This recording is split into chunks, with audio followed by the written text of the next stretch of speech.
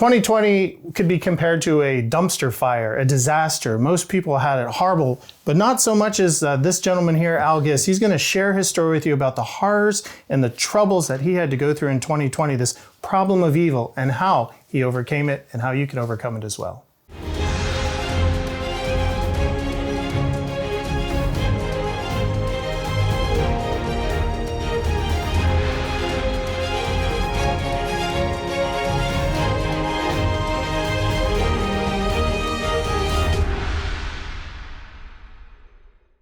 Well, folks, it's my great joy to have Brother Al Gist here all the way from Louisiana. He's with Maranatha Evangelistic Ministries. He's been partnering with Lamb Lion Ministries for many years. He's one of my mentors. Al has gone through an incredible 2020. Al, could you share a little about all the suffering that you've had to go through this past year? Let me say, first of all, that I'm 67 years old, and in my 67 years, 2020 by far was the worst year that I've ever had to live through. We had a lot of things, of course, beginning with the COVID virus that brought a lot of closures and quarantines. A lot of businesses went bankrupt. We had people who were unemployed as a result of all of that. And immediately when all of that started, I started getting calls from pastors canceling my speaking engagements in their churches because the churches were being closed. And you have primarily a preaching ministry, right? My ministry is primarily to preach. In fact, our income is primarily from that resource. And so I've lost all of my speaking engagements, and then shortly after that, later in the year, actually, August the 27th to be specific. You'll always remember. Yeah, I won't forget. Hurricane Laura came right up through southwest Louisiana where I live, and came right over our home, and just left terrible devastation in its wake. And we were fortunate enough that the damage to our home was minor, but everything around my house, my shop building, all the trees and everything was just totally destroyed. It was I tell people that I used to live in the woods. Now I tell them I live in the wood debris because that's where we are. But that wasn't the only hurricane, right? That wasn't the only one. Okay. 30 days later, Hurricane Delta came right behind it in the exact same path. And again, everything that Laura missed in destroying, Delta took care of it. And so we suffered 2 hurricanes. And during the midst of all the cleanup, it was very hot. We had no electricity. We were without electricity for about 3.5 weeks.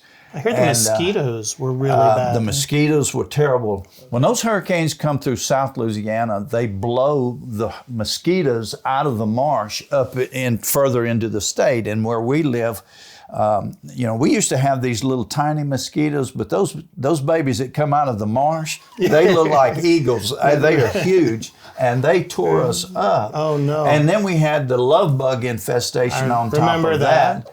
And so here we are, all of us outside with chainsaws and things trying to cut through all this timber and, restore some kind of sense of cleanliness around our home. And we had to deal with the mosquitoes and the love bugs and the heat. And it was And then hard. you came down with COVID, right? And then I contracted the virus. And what was that like? For me, it was like a terribly bad case of the flu. I had fever, I had shakes. I thought I was getting better at one point, and then it just went back, and I got worse. I was very, very weak, couldn't hardly do anything. And so it was quite a bout. I mean, it really took me down for about 3 weeks for sure. Well, Al, you're a believer in Jesus Christ. And folks, there are pastors and preachers out there saying that if you believe in Jesus Christ and all your problems seem to go away, the health and wealth, name it and claim it. Yeah. But you are a pastor and evangelist for many decades, and yet you suffered. Why do you think the Lord allowed you to have to suffer? Suffering began whenever man committed sin at the very beginning.